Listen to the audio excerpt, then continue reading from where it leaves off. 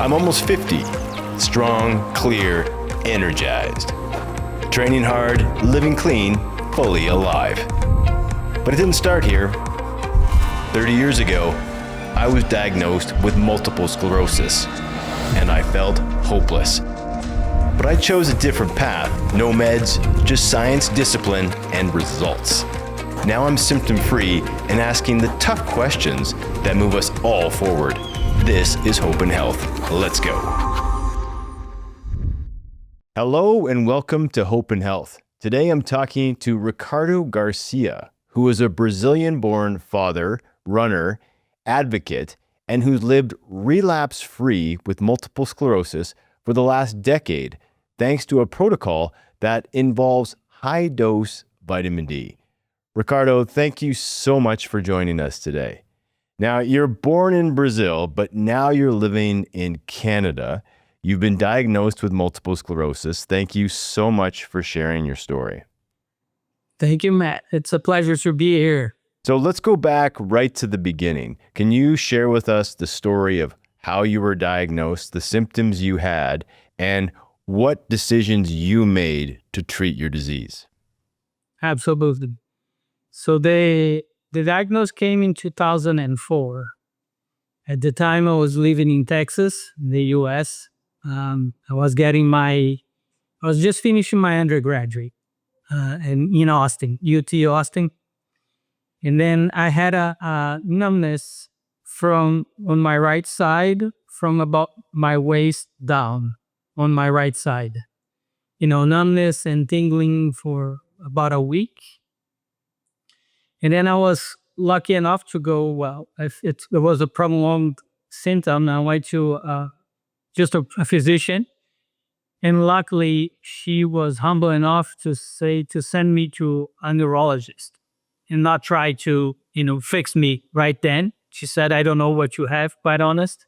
I think you should see a neurologist. And that led to the diagnosis. So at that time, you've got these, objective symptoms. Your whole sides. I mean, it's very similar to what happened to me. I suddenly had a feeling on one side of my body. For me, it was a combination of numbness and hypersensitivity. You have these things going on. What's the first thing you're thinking? Do you think you have a brain tumor? Do you think you've got a slipped disc? What's going through your mind? No, actually, I didn't think much of it because I had the numbness for about a week, tingling, and then I went to the doctor. A week later, it was gone. So I didn't have anything else, and I didn't do anything for it. And because it takes time to get to our specialist, right? So I set up the appointment for the first neurologist that came up. And as I was waiting on the waiting room, I picked up a pamphlet about MS. And I started reading about it just, because it was there waiting. And then he came, he tested, did some sensorial tests, and then sent me for spinal cord MRI. And then, a week later, I get a call from the nurse saying that the doctor actually wants you to do another MRI now for the brain, but didn't give me anything else. It's like, so what is this about? What's going on? So I went back, had an MRI for the brain. And I think sometime later, I got a call from the nurse, not from the doctor. And then she says, yes, your diagnosis came back and you have multiple sclerosis. It's a disease that doesn't have any cure, and it's going to be with you for the rest of your life. So you're diagnosed with multiple sclerosis now. What did you know about the disease prior to the diagnosis? And nothing. Knew nothing. Nothing at all. I had no idea what it was. So after the diagnosis, did they explain to you what's going on with your body, what's likely to happen? No, I was left out to the luck, of finding it all about it on my own. Basically, she said, just that, it doesn't have any cure, and it's for the rest of your life. It was shocking. I was in my 20s, and it was devastating. I was at work. I still remember when I got that phone call. But then after that, my brother lived in Texas as well, and I decided to go and see two more doctors. The second doctor had me doing a spinal tap, which came positive as well. And then the third doctor is the one that I decided to follow at the time, because his specialty was MS. And he said on the first consultation, my brother followed me at that time, right? Because he was there with me as well. And he said, I actually don't know if you have MS because you only had one relapse. Right. And but I would, you have everything that sounds like MS, looks like MS. I would recommend you start on the medication because in a matter of 15 years, it could make a difference between a wheelchair and a cane. His words. And then, at that time I said, well, it's a no-brainer, and then let's do it. And then he gave me three choices. This is in 2004. So he was actually said, we're in the golden age of MS. Okay. The golden age of MS, 2004. Yeah, right. Believe it or not, they said, we had many other options than 20, 15 years before. So he gave me Rebif, he gave me Avonex, and he gave me Copaxone. Okay, so let me get this straight. Let me stop you there and walk this through. So you're diagnosed with the disease you don't know much about. You're not told too much about it. And then you're given a menu of drugs that are going to, I guess, hopefully keep you out of a wheelchair in 15 years. How do you decide? Yeah, that is absolutely correct. At that time, I had the time to do a lot of research about it. But again, you go on the internet back then, there was limited resources. Well, actually a lot of resources because we had Google, we had the internet to go to, right? But you see just the extreme cases. So I was really frightened with the aspect of it. But it's important to say this what I'm going to tell you now, Matt, will later on plays to my diagnosis on why I think I'm relapse-free for this long, is that from the beginning, I accepted the diagnosis. I accepted that I have a disease that is going to be with me for the rest of my life. And I didn't ask why me. I didn't question it. I wasn't mad. I wasn't upset. I just accepted. Okay, it is what it is. How do we go about it? What can I do about it? Right. And the options were the three medicines. I just choose the one once a week because I hate shots. And then I went with Avonex once a week. Okay. The side effects were horrible, right? I mean, I had one day of my life, of my week, that I would be in bed pretty much. I'd prep myself. I had the shot. I take it 2 Tylenols, and I go to bed with covered in clothes and sweatpants, sweatshirts, and 3 blankets over me because I knew I would wake up 2 in the morning shaking with like flu-like symptom, right? Mm-hmm. With a fever. So it wasn't a good experience. So to be clear, you're diagnosed with multiple sclerosis. You're given a menu of drugs. You start on one of them and you start experiencing some pretty severe side effects. At what point was it worse than the disease? Yeah, but then I had no choice, right? And it was that or not. In the beginning, I wouldn't go to work. The next day when I take the medicine, I usually would take on Friday so that Saturday stay in bed. But as slowly the body would adjust to it. And, after 1 year I wasn't feeling as bad. It was still pretty bad, but not as bad. And, in 2.5 years later, I went back on my regular consultation and he said, Ricardo, I don't think you have MS. Because this is 2.5 years later, I'm on Avonex and I didn't have a second relapse. I only had 1 relapse. It's important to say that on my first MRI, it showed a lesion on my cervical cord. A big lesion, but my brain didn't have many lesions, not compared to a regular MS patient, which had lots of spots. So what I now turn to is, luckily for my luck, the lesion was big enough to give me a symptom. So it was early. I was diagnosed early because of a big lesion that led to the symptom. Yeah, and that can be really problematic because a lot of people, it takes a long time for them to get that diagnosis. So they without the diagnosis, you can't change gears, so to speak. Absolutely. That is correct. So now you go back 2.5 years later and they tell you you don't have MS? He says, I think you had some sort of brain disease that developed as MS. So stop Avonex, just monitor once or twice every year and go live your life. It was one of the best days of my life. What happens next? And I just did what the doctor said, and I stopped the medication completely, obviously. And I went on living my life. Destiny took me back to Brazil. I lived in the US for 10 years. And then I went back to Brazil. I met my wife.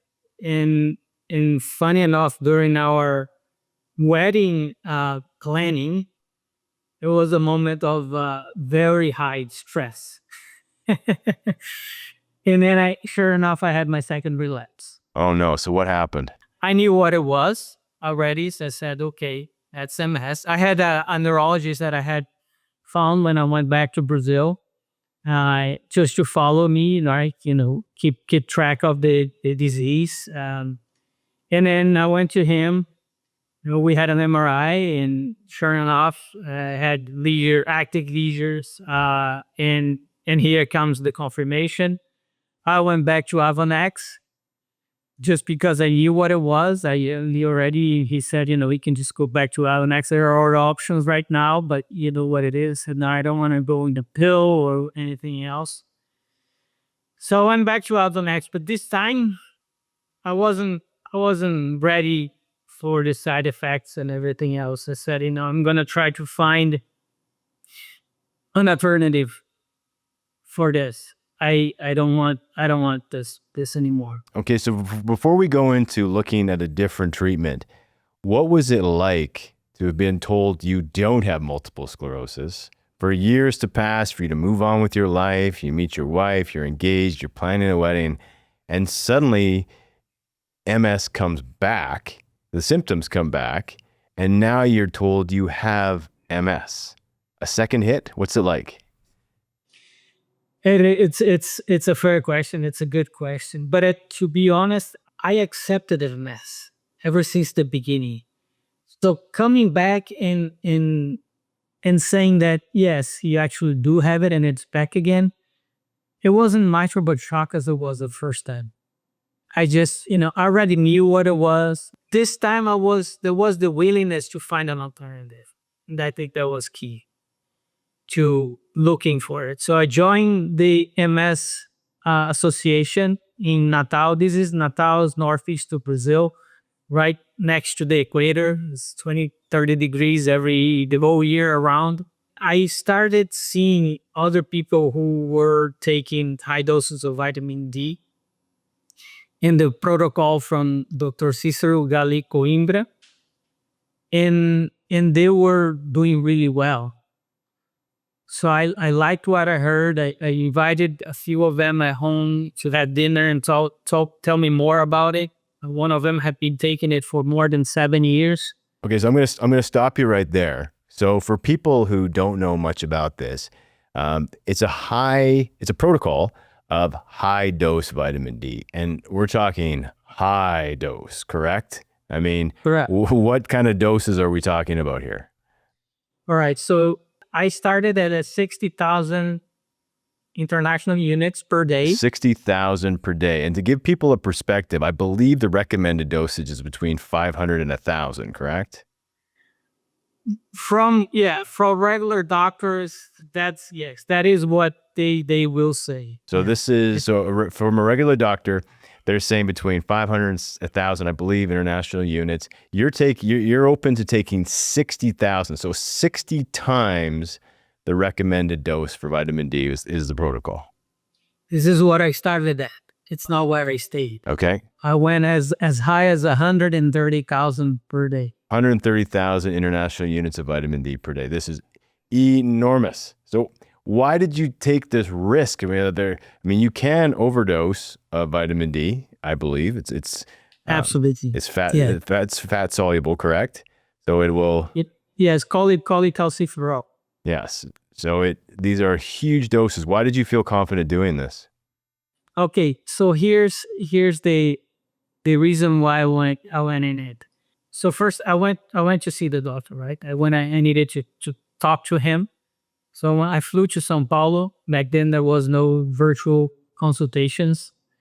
So I flew to São Paulo to see him and had the consultation. He has been doing this for more than 10 years at the time with very high success rate.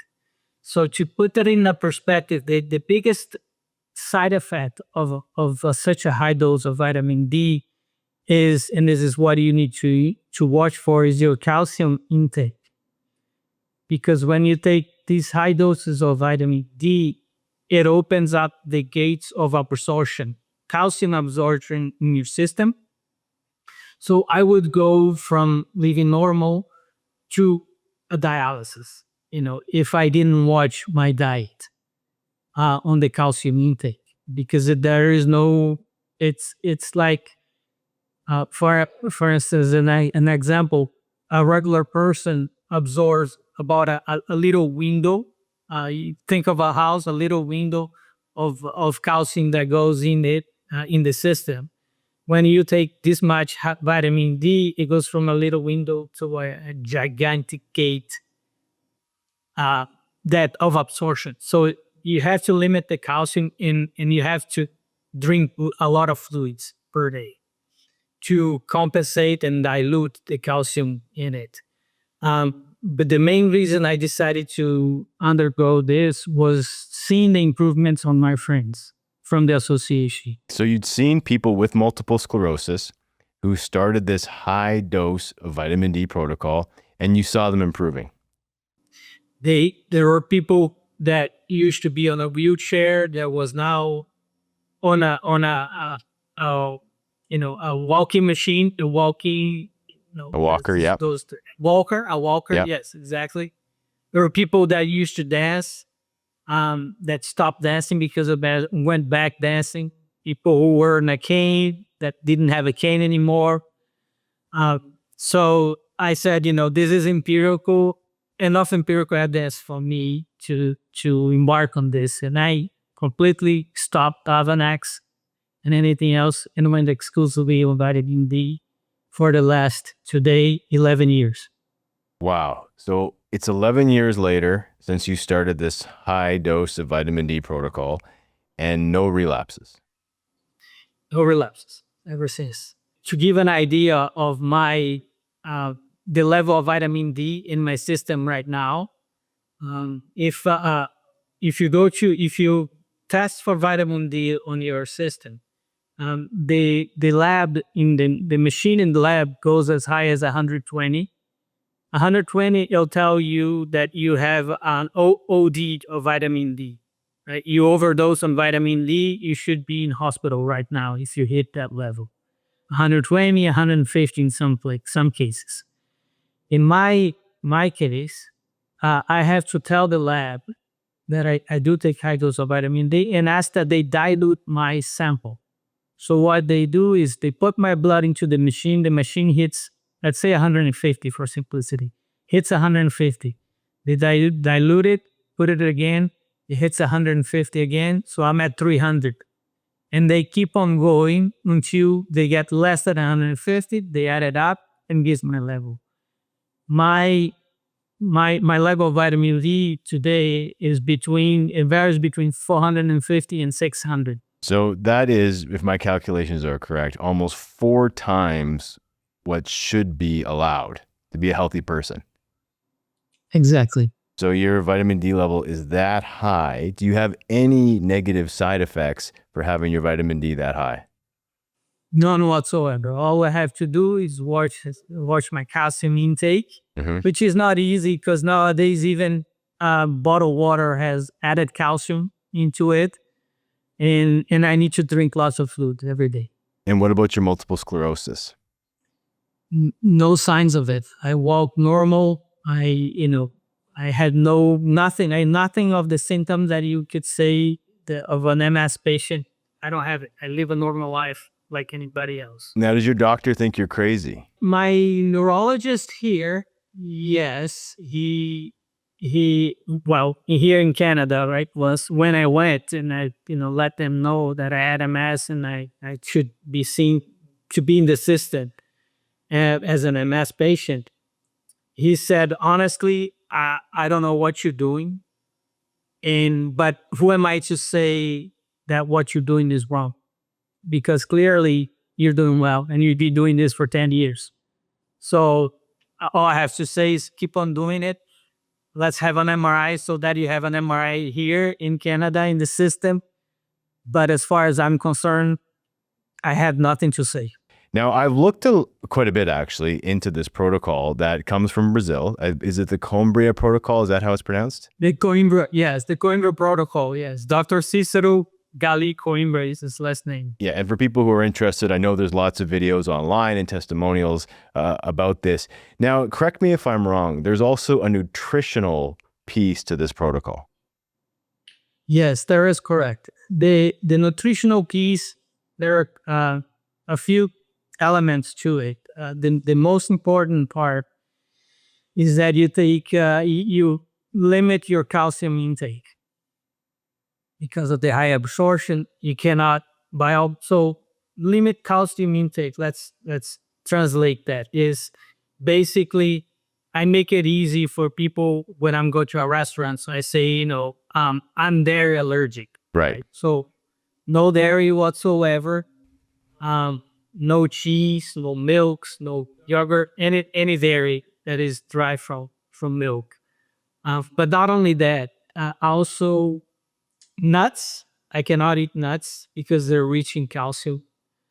Northeast of Brazil, there is a fruit called piña, which is very rich in calcium. Açaí is rich in calcium. So the green juice, right? When you centrifugate all of the vegetables, and especially, I can't eat that because I can and I should eat green vegetables raw, but once it goes through a blender, it releases a lot of calcium, and I can't take that.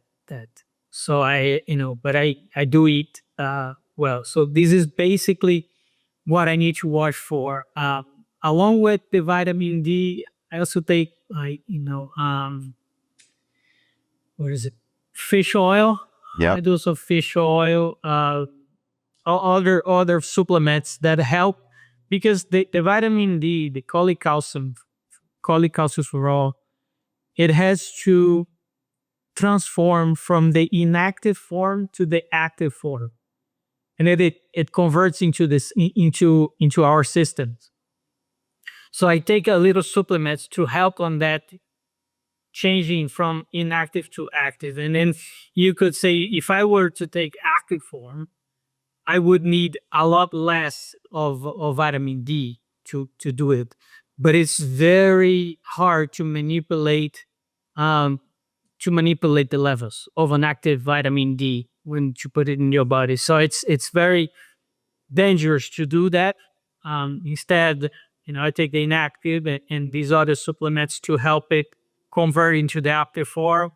The theory behind is that because the vitamin D is a natural immune regulator of our body, that if you take these high doses, eventually it will help the system auto-regulate and tell my white cells that my neurons are not the enemy anymore. Right. And stop attacking our myelin. So that is the process. And I asked Dr. Cicero one time, I said, have you ever had somebody in a patient that actually was free from, we started a protocol and achieved your goal?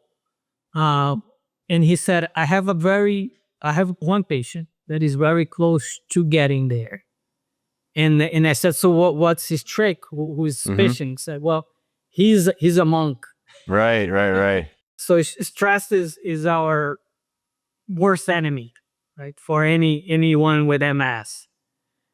So if so that makes sense that the monk is actually getting it under control under the protocol. But, for our audience, it's gonna be a hard sell to convince most MS patients to go to a monastery, but they may be open to taking high dose vitamin D. So for anyone who's interested in this, I mean, and I'm actually quite curious, how are you getting such a high dose? Like, what are you taking? Are you taking pills? Are you taking drops? I mean, you can get it from being outside, but you'd have to be outside all day. yeah, have you heard of from a company called iHerb? No, I haven't. You have not? I heard. Oh, interesting. iHerb, I as in India, and Yeah. HERB. Yeah. iHerb. They're based in the US. They sell lots of supplements and vitamins, and you can buy 50,000 IU pills for vitamin D. Got it. Just in one pill. So I take 10,000. Today I'm back to 60,000, the dose that I started with. And the other important thing too is you need to monitor, right, your level of the calcium in your system and the vitamin level. So every so often, twice a year, I need to go for tests to monitor that, make sure that everything is okay, is correct. And that's when Dr. Cicero adjusts the level of vitamin D.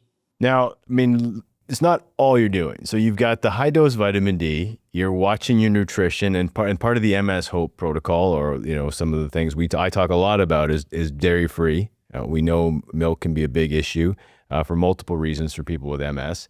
But you're also exercising, you're running. Tell me about that. How big of a part does exercise play in your program? Yeah, exercise it has become recently more of a part of me. I like to exercise. I like to swim quite a bit. I run. I did one time was in the US, and they do a half a marathon with my wife in Rio. And when we train for that and practice, and it's and especially the extreme temperatures is hard on MS, right? So either too cold or too hot is not good.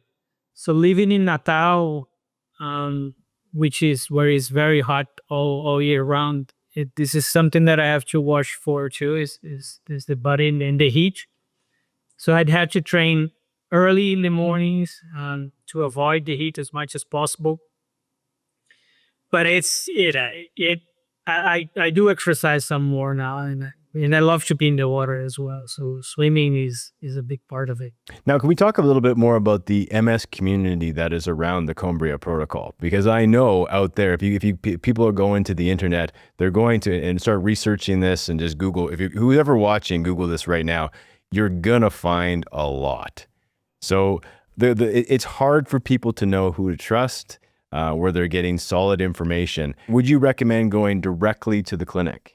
Yes, you can, absolutely. Dr. Cicero has, ever since for the longest time, he started training more doctors on the protocol to follow it, because he wasn't able to cope with the demand. So now he has a team of doctors, and he treats doctors from all over the world to goes with him, spend time with him. And then you can see one of the doctors. You can follow the website. It's called Vitamina D por uma outra terapia. And again, I want to be very clear to our audience that we're not recommending this. This is not an endorsement of the protocol. We are just bringing awareness for people to learn more about this. And if you are going to investigate, please consult your doctor to make sure everybody's on board, because they're clearly regular testing, monitoring, all these things are really important. But again, trying to open people's minds up to other options that are out there. For me personally, I try to get a lot of it naturally, but I do try to take, I guess the doses I take up to 10,000 international units a day, which is still almost 10 times the recommended. Almost 30 years into my journey, things are going well. To dive into a little bit on what you mentioned there, Matt, on 10,000. So Dr. Cicero says on just from the sun, if you have a white skin like mine and yours, and you have body exposure, and you are along the tropics, you would synthesize 20,000 international units of vitamin D in 15 minutes. 15, 1 5. So just being outside with your, say, in a bathing suit, Ju- you're looking at 15,000, or say 20,000 or 15? 20,000. You would 20,000. synthesize 20,000. Yeah. So what he says that everybody in the whole world should, can take 10,000 without diet to get the level to normal. What is the cost like for someone who wants to explore this? It's very minimal, Matt. Quite honestly, what I spend in vitamins, not only vitamin D, but all the other supplements that goes along with it, it's about $600 per year, give or take. So it's comparatively with other medications that is out there, it's very cheap.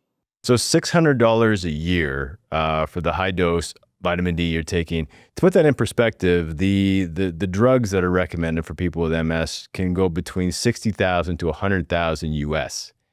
So this is a minimal cost for this vitamin. Why do you think we're not hearing more about this? I guess you nail it right there. What's your statistics? It's it's the big pharmaceuticals, big interest groups that doesn't want to make this available. Dr. Cicero himself is being chased, just like yourself. When you went out and start speaking about it, there are a lot of interest groups, a lot of people with big fat checks that doesn't want to change anything. Yeah, it's a problem. And, I've been advocating for vitamin D for over a decade now to get this information to people. There's hard science that supports vitamin D's role in multiple sclerosis, also for prevention, making sure that young people, kids are having adequate vitamin D in hopes of staving off an MS diagnosis. For you and your kids, your family, you've got a family. Do you have them on the protocol, and what do you do? Yes, I do. I give them my kids, as followed by Dr. Cicero says, it's 1,000 international units per 5 kilos, every 5 kilos. So my kids they weigh about 20 kilos, 25 kilos. So I give them 5,000 international units in drops. For them, it's like drops. It has no taste. So I don't I do it every like 3 times a week.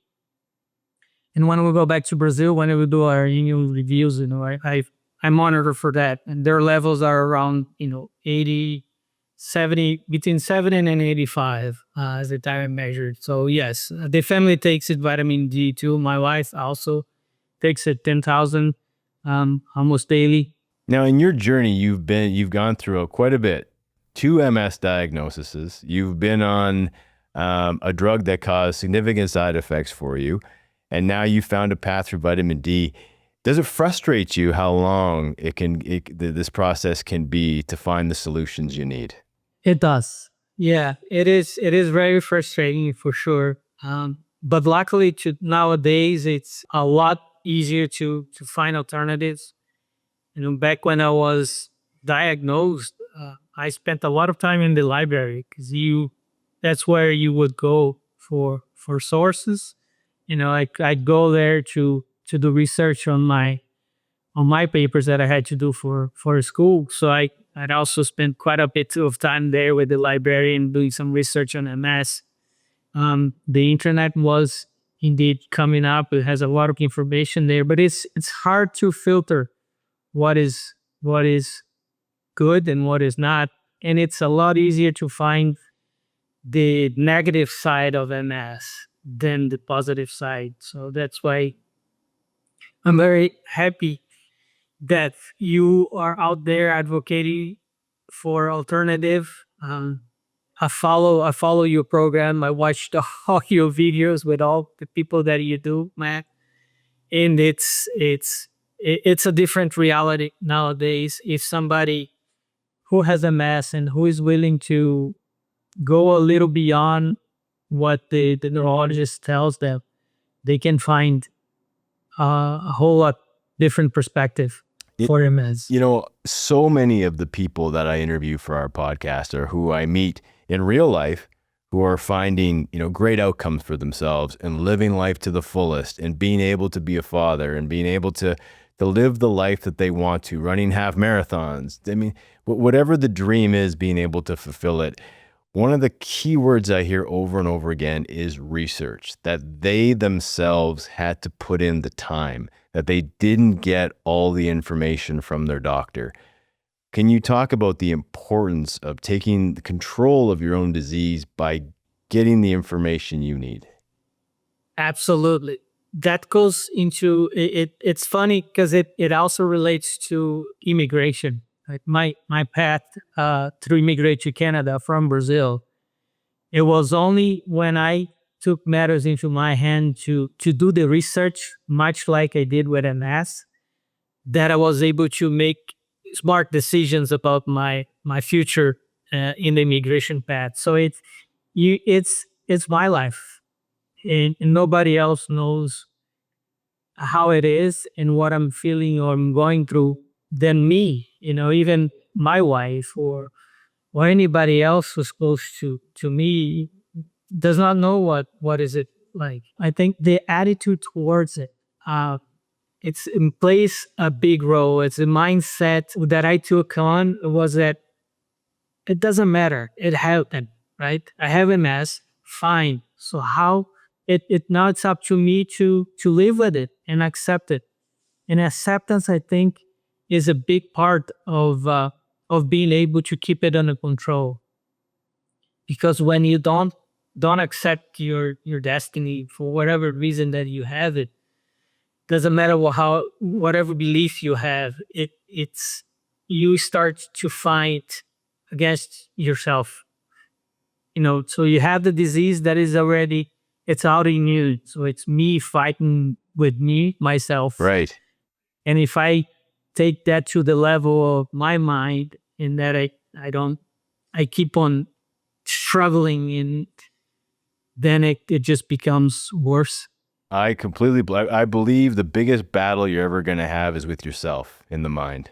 Mindset is another word that keeps coming up with people who have positive outcomes. And what I love to do is to learn more about what do people do specifically to keep that mind in a positive place. I mean, we hear think positively. Well, you've got to do more than that. You've got to figure out a way to keep that mind in that. For you, what are some of the strategies, the day-to-day things that you do to keep that positive outlook? I meditate.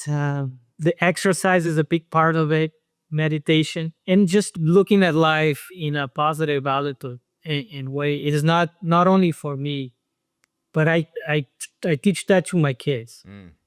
So every time they have something that doesn't go as they thought it would, then we'll go back and said, okay, but what was it? What was good on that bad side effect? Just recently, they had experience and then I try to teach them that for every bad, there is always a good side of things. So I'm always trying to keep a positive perspective. Meditation has helped me a lot. Exercise, no doubt, me. A loving family that supports me all the way. There's no doubt about that. All my extended family sees the diagnosis now. For the past 10 years with my wife, and that has helped a lot for sure.